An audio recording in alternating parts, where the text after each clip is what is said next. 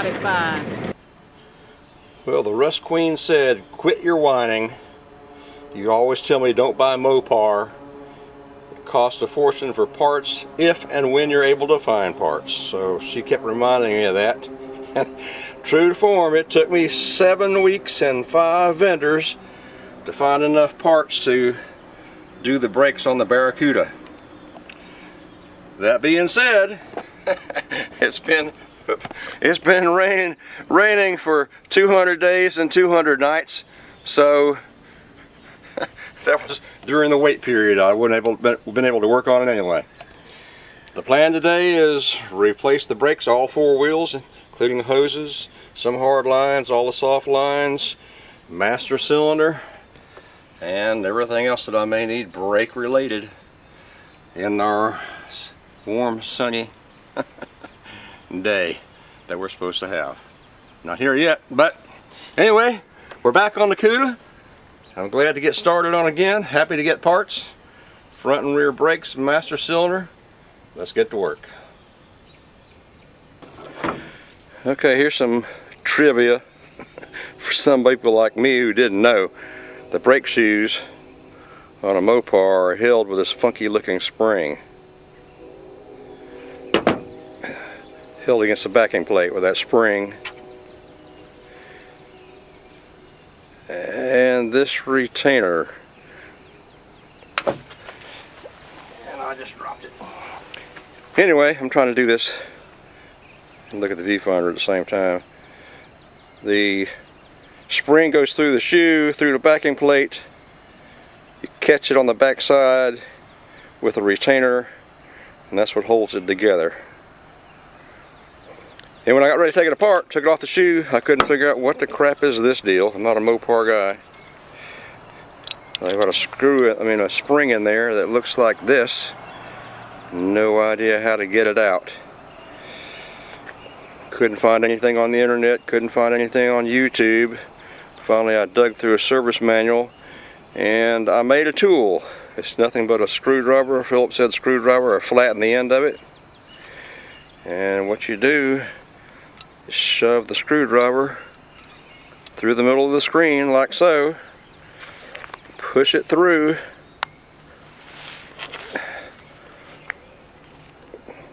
Expand the spring, get your retainer, pull it loose, and then it all comes apart, or the reverse way for putting it back together. I'm sorry for the video, I know it's not that great.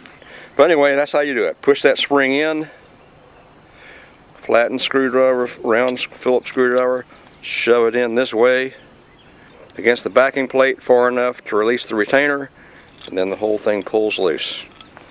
Put it back together is just the opposite scenario. Alright, trivia for you guys who didn't know, like I didn't know. Maybe it'll help somebody out. Okay, here's some more trivia for you.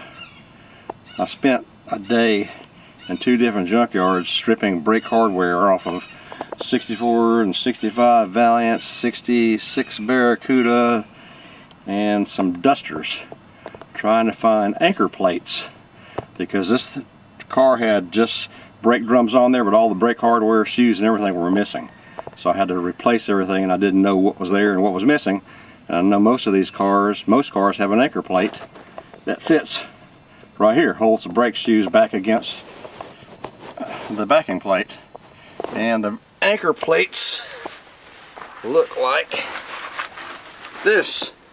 So there's 2 different styles for A-bodies and Dusters, and I got both of those. Neither one of those fit. So I said, I don't know what the crap's missing, what am I going to do? And I got looking at the service manual, and as you can see, Valiant and Barracuda has no anchor plate there. So there's nothing missing. It's not supposed to be there. So don't beat yourself up looking for something that is not supposed to be there if you're working on one of these first generation Barracudas. Those anchor plates don't go. Maybe that'll help somebody. Alright, we're just about finished on this brake right here. We are. Okay, I don't know. And I zoomed in, I don't know how I did that, but here we go. That right rear is ready to go. We'll replace the brake line, brake hose, put the drum on there, adjust the brakes, and move on to the next. I'm going to beat this horse to death because somebody's going to say, hey man, you have to have anchor plates to hold those shoes down. Well, the factory doesn't show it. The factory picture doesn't. It wasn't in the box and all the spare parts that came with the car. And anchor plate pins have a step. That Cuda has no step. When I'm saying a step, I'm talking about right here. I'll show you the Barracuda pin in a minute. It's just a straight pin with no step. And the anchor plates fit against the step. So if you have a step, you'll have an anchor plate. And if it has no step, obviously no anchor plate. I'll show you the Barracuda plate in just a second. The Barracuda pin in just a second. Okay, here's the Cuda anchor pin. As you can see, no step. No step for the anchor plate. Let me grab a plate. For the anchor plate.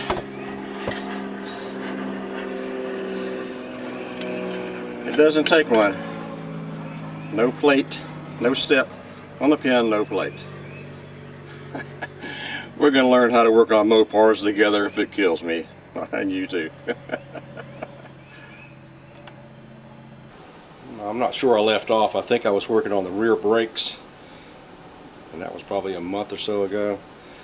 The parts finally came in, more parts finally came in. I decided I needed to change the hard tubing and all the soft tubing, so I ordered that, and everything finally got here. It took about a month. I don't understand. It's supposed to be computer bent. I don't know why it takes a month to get steel tubing, but that's what it took. So we've got start on the rear, on the front, on the finish the back brakes. I'll replace the hard lines and the soft lines. We'll start on the front brakes. Try to get those completed this weekend on new drums, wheel cylinders, wheel bearings, races, the whole works. All new hardware, springs, everything for the complete brake job. I broke down and bought some tubing. Ordered some tubing and some fittings. That way I won't get stuck waiting for 30 days. Again, next time I need a brake line. I picked up a new master cylinder. This brand new closeout. I was going to switch over to a dual master cylinder, but I could buy this closeout for 15 bucks. And I said, what the crap. I'll just go with that. We'll replace the wheel cylinder, the master cylinder. With a brand new one. With a single cylinder, single reservoir, 15 bucks. We'll upgrade it later. I'll show you what else I have. While I'm waiting for parts, I'm always out looking for parts too, so I'm not like everything comes to a dead stop. I rounded up my old tubing benders, and I sprung for a flaring tool, a nice flaring tool. There it is to do my brake job, my brake lines. I didn't buy it, I traded. I got a 318 engine. I don't know if I've mentioned this before or not, but I picked up a 318. I traded two old fenders for a Ford that I would never have used and are taking up space, and got a 318 to build. So I'm going to start tearing it down. I've actually already started. And I picked up, I don't know if you can see it or not, right there, a 273 steel crank, standard, 273. I picked it up for 150 bucks. Standard steel crank. I think that was a good deal. So I'm going to put the steel crank and steel rods and everything in this 318 instead of the 273, and get an extra 45 cubic inches for free. I also picked up a set of heads. I got these from Mopar Perry. This is the guy I'm going to introduce you guys to shortly in a series of videos. But he built these heads. They're 318 heads. They've been shaved and reworked. He's put 202 intake valves and I believe he said 1.8 on the exhaust. So I've got a set of heads. Now actually, the truth be known, I probably could have bought a set of aluminum heads for what I've got in those. But I was trying to get a good interview in with Perry, and you're going to enjoy meeting the guy, so we got that. Also in the deal, that's the hydraulic rocker arm shafts. Also in the deal, I picked up a set of solid lifter rocker arm shafts and push rods. They threw those in for free, so I don't think I got hurt too bad maybe after all. I'll show you those in just a second. And I've picked up an intake. I got it dirt cheap, LD4B, which is kind of hard to find, but I think that's the correct intake for these heads. Let's go show you the rocker arms. Actually, I only have one of them. Other one's already been disassembled, cleaned up, stashed in the bag. I'll show you the other rocker arm for the solid lifter cam, should I go that way.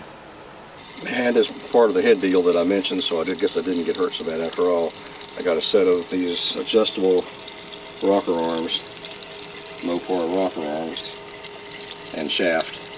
They appear to be in good condition, just need to be cleaned up. I think those are kind of hard to find now, what he says. And a set of push rods, and they're aftermarket push rods, special aftermarket push rods to go with this set of rocker arms and the heads, should I decide to go with maybe a purple solid lifter cam. So we've got parts, excuse me, we have parts. We're going to go back to get to work on the brakes today, and I'm going to walk you out to the car. I've done some additional work out there, and I'll show you what I've done out there. Jade Muttley asked about the floors, if I had pulled out the carpets, and how the floors are in the Barracuda. And yes, I have. I've been working on that also. You get a chance, go check out Jade Muttley. Jade Muttley. Check out his channel, you guys. That guy does some awesome work. And as far as metal fabrication, he's as good as it gets. But anyway, I did. I pulled the seats out of the Cuda. The floors are bad as I anticipated. Actually, right there at the front on the passenger side needs a little work, not a lot. And the rest of the side's okay. It's the driver's side floors that are toast. I already pulled out some of that sheet metal. These Mopars, the Barracudas especially, I know they leak water around the windshield wipers, so the floors will get soaking wet and sitting there and rot with a wet carpet in here. The frame rails look good, at least on the driver's side. I'll show you one of those that walk around there. Love that Hurst shifter. Okay, I'm not sure you can see these very well, but frame rails look good. Everything under the floors look good, at least so far. I think I can just clean those up a little bit. Some paint. The inner rocker on this side is going to need a little work back here. And this is the worst, like I said, this is the worst floor. But it could be worse. I've seen a lot worse. I have a lot worse. So we're going to be anxious to get the brakes going on the Cuda, get it to where we can drive it around in the yard, move it around in the shop, and see if we can play with this and have a little fun. I also noticed that the upper control arm bushings are shot in the Cuda, so we'll try to go ahead and change the upper control arm bushings while we have the brakes off. Anyway, that's an update on the Cuda. Let's get back to work, see if we can knock out the brakes and whatever else we can do today. Thanks for joining us.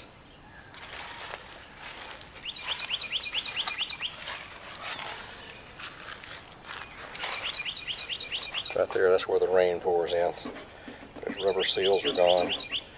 Water pours in, floods the floorboards.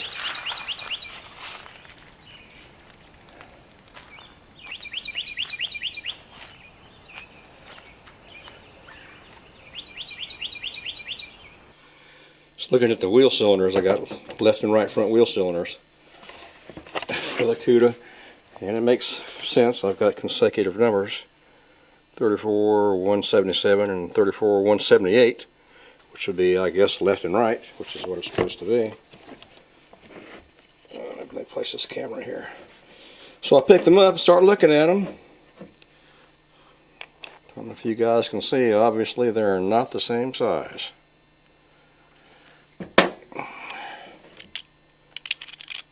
Outside diameter of that is about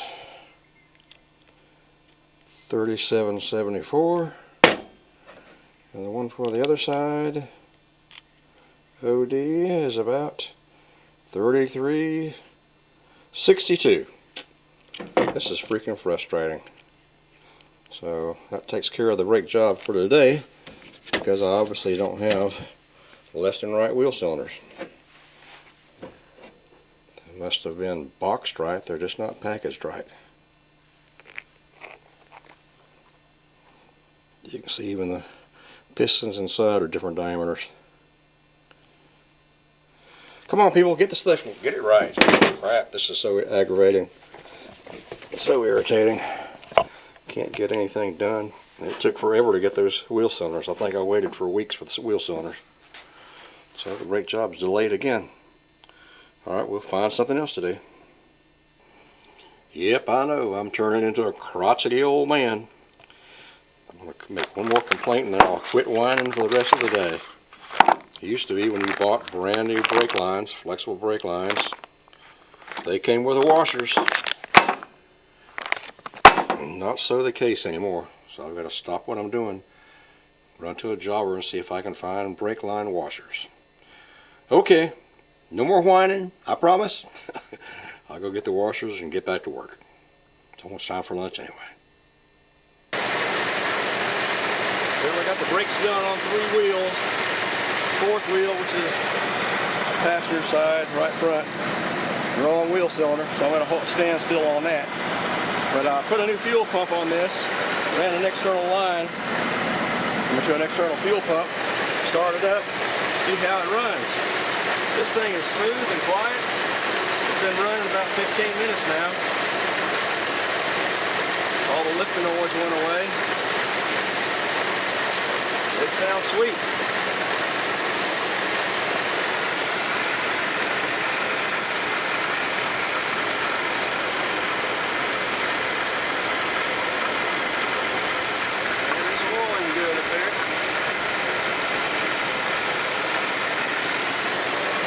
I think I'm going to pump this thing in gear, see if the rear wheels will turn, and see what the drive line tells us. Curious to know. Back in just a minute. Sweet sounding engine. Quiet. Alright, running through the gears here. First, speed armor works. Second, smooth as it can be. Third, oops, and fourth. Alright, I'm going to shut it down and start an overheat. Well, no it's not. Actually, it's dropping back down.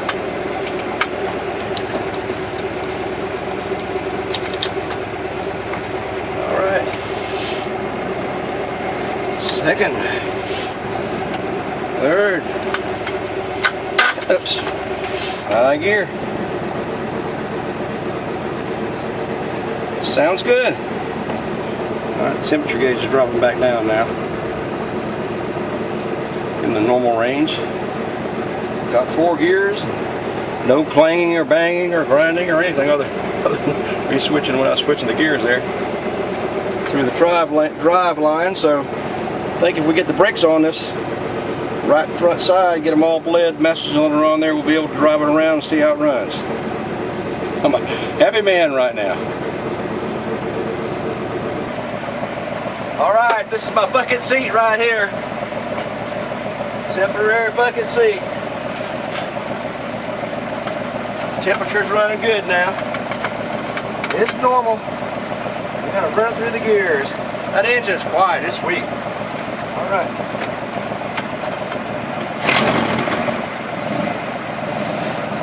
First.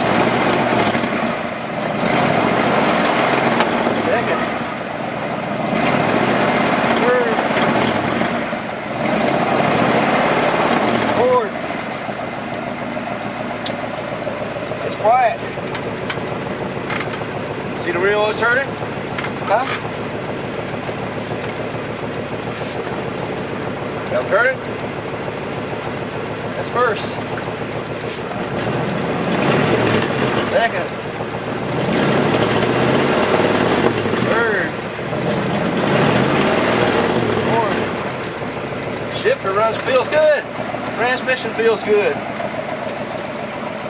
I love that Hurst shifter. That's all I can say. Feel burnout coming on.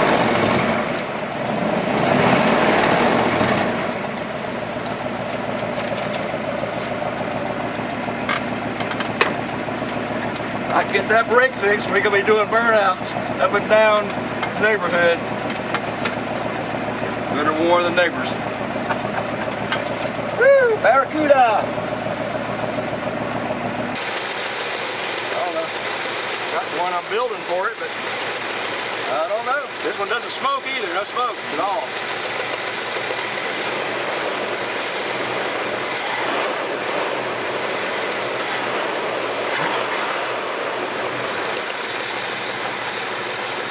No blow-by.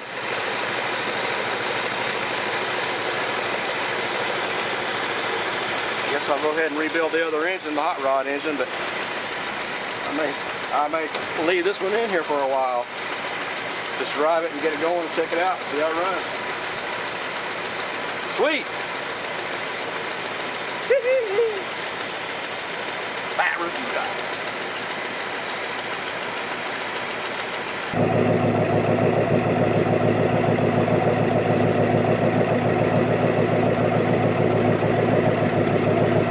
Clean burning exhaust. I've got lights. Well, the brakes, I got the brakes disconnected, master cylinder, so the switch is on for the brakes. That's brake lights. Man, look at that. No smoke, no blow-by, quiet as it can be.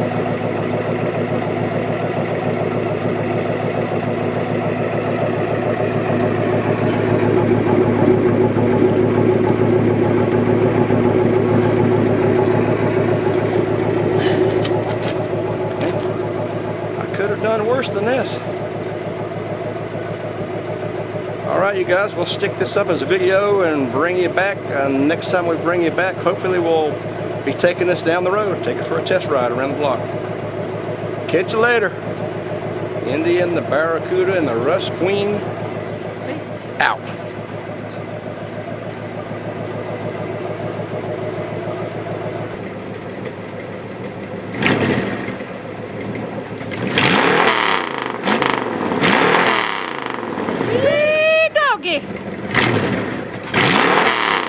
That sounded mighty fine.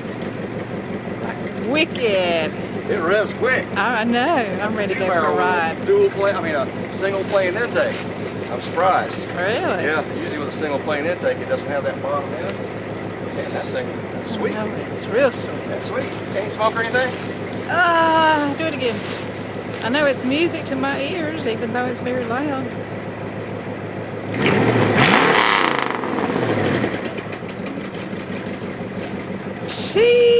Tiny bit. Well, that's the fuel. Okay, that's just a tiny at the end. When you let off, it was a tiny, and that was it. All right. I'm happy. I'm happy. He doesn't know it, but he's fixing this up for me. This is going to be mine. You know why? Because I was the one that found it on Craigslist. So don't y'all agree that it belongs to me? It should go to me. Thumbs up for that one. Okay?